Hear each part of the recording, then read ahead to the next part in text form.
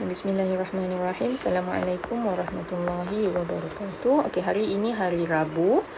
Okey, 13 Oktober 2021. Okey, kita tengok kita sambung dengan alat optik Okey, alat optik yang menggunakan konsep pantulan cahaya. Okey, alat optik telah direka cipta oleh ahli sains berdasarkan konsep pantulan cahaya untuk meningkatkan keupayaan deria penglihatan manusia. Okey, sebab apa sebenarnya mata kita ni tak bolehlah nampak setiap sudut. Okey, tapi disebabkan oleh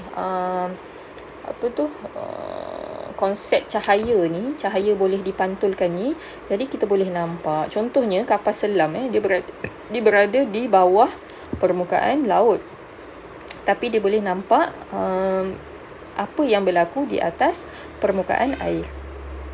Okey. Dia kata kat sini kita seharusnya bersyukur dengan ciptaan tersebut dan juga menghargainya. Okey, kita tengok yang pertama iaitu periskop. Okay, periskop merupakan alat yang digunakan pada kapal selam untuk melihat keadaan permukaan laut.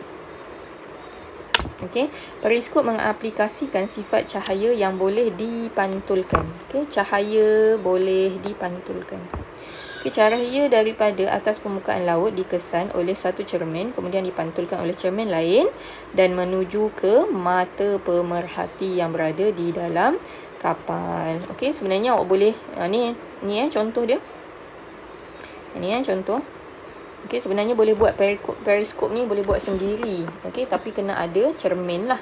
Okey, dia hanya guna cermin satah. Okey, sebenarnya bahan-bahan ni boleh dapat dekat kita kena carilah kotak. Kemudian cermin satah ni boleh dapat daripada kedai RM2. Okey, beli yang cermin RM2 tu, cermin solid RM2 tu, so kita tanggalkan daripada bekas dia. Okey, tujuan mencipta periskop yang ringkas. Okey, bahan dan radas kita ada 2 keping cermin, kotak dan juga pisau. So kotak ni kita kena pilih kotak khas lah yang boleh muat cermin. Kotak yang boleh muat cermin tersebut. Okey. Kemudian yang pertama, arahan yang pertama macam ni kita nak buat ni Okey, toreh bahagian sisi atas dan bawah kotak sesuai dengan lebar cermin. Okey, so sukatlah lebar tu. So awak toreh lah dekat sini ni satu, ni dua. Okey, kemudian pasang cermin dengan kedudukan saling berhadapan. Okey, saling menghadap lah dia punya cermin tu. Okey, kemudian nombor 3. Okey, buat 2 buah lubang yang persis berhadapan dengan tiap-tiap cermin. So lubang itulah yang awak akan nampak lah. Ni lah contoh lubang dia daripada tepi, daripada bawah. Tapi jangan tengok ke atas, tengok ikut bawah. Okey, letakkan objek yang hendak dilihat di hadapan lubang 1. Okey, lubang 1 sini, atas ni lubang 1. Okey, bawah ni adalah lubang yang kedua. Okey, berhati-hati apabila menggunakan pisau lipat agar tidak tercedera. Okey, pisau baru biasanya dia tajam Okey, alat yang kedua adalah kaleidoskop. Kaleidoskop. Tadi periskop, sekarang kaleidoskop. Okey, kaleidoskop merupakan alat mainan yang dibuat dengan menggunakan cermin satah. Sama juga dia guna cermin satah. Dengan alat ini anda dapat membuat pelbagai pola yang mengagumkan. Pola-pola ini diperoleh kerana imej objek-objek di dalam kaleidoskop berkali-kali mengalami pantulan. Okey, so ini pantulan cahaya jugalah. Okey, pantulan cahaya. Okey, kaleidoskop ni alat mainan, ingat alat mainan Okey, oleh yang demikian jumlah imej yang kelihatan lebih banyak daripada jumlah objek. Jumlah imej yang kelihatan lebih banyak daripada jumlah objek. Okey. So dekat sini dia bagi tahulah cara macam mana nak buat kaleidoskop. Banyak sikitlah bahan-bahan dia ni. Okey, bekas gulungan tisu. Yang ni senang sikit kan sebenarnya nak buat. Okey, 3 keping kad cermin. Kad cermin ni nak cari kat mana ya? Okey, manik yang berwarna-warni, 2 keping cakera plastik. Okey, gunakan manik warna-warni. 2 keping cakera plastik, gunting gam pita cellophane, kertas warna untuk hiasan, cardboard hitam berbentuk bulatan. Okey, cardboard tu boleh potong lah ikut besar sebesar apa tu gulungan tisu tu Okey, sediakan bahan-bahan radar seperti di atas. Sediakan 3 kad cermin, 3 keping kad cermin. Lepas tu dia adalah dia punya ukuran dia tu. Okey, siapa yang boleh buat nanti boleh cuba buat macam mana nak buat.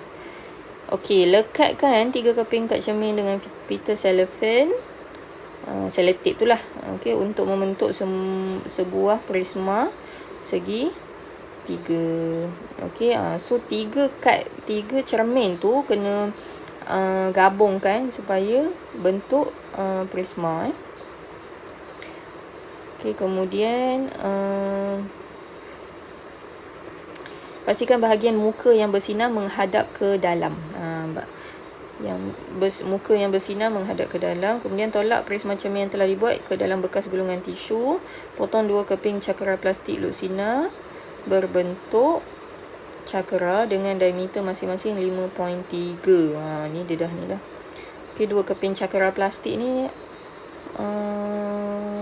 mungkin boleh guna plastik biasa tapi yang dia agak tebal sikit macam plastik yang cover buku ke apa ke. Okey, tapi luksina. Okey, nombor 6, lekatkan cakera plastik yang pertama pada salah satu bahagian hujung prisma di dalam gulungan tisu. Kemudian masukkan manik-manik.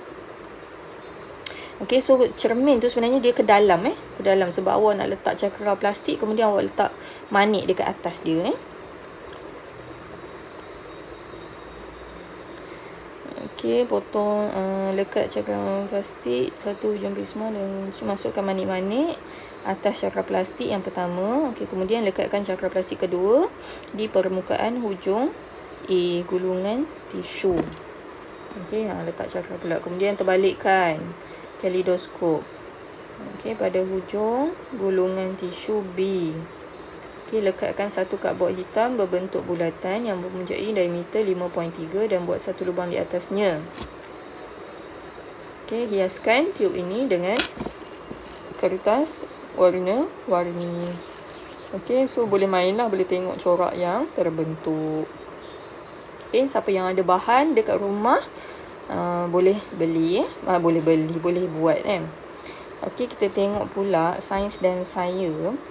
Kat sini dia kata situasi 1, bagaimana saya mahu melihat pemandangan di sebalik cermin. Okey, baiklah, periskop dapat membantu saya. Okey, situasi 2, bahaya berjalan di jalan ini kerana kita tidak dapat melihat apa-apa sahaja di selekor. Okey, kemudian ada orang pasang cermin cembung. Okey, penyelesaiannya kita boleh memasang cermin cembung di selekor berbahaya supaya nampaklah. Okey, kemudian yang ketiga, okey, betapa bagusnya kita dapat melihat keadaan di belakang. Okey, untuk elakkan kemalangan. Okey, so kena guna cermin cembung untuk cermin pandang belakang. Okey, so itu sahaja untuk hari ini. Okey, nanti cikgu akan share latihan lah. Okey, sekian. Assalamualaikum warahmatullahi wabarakatuh.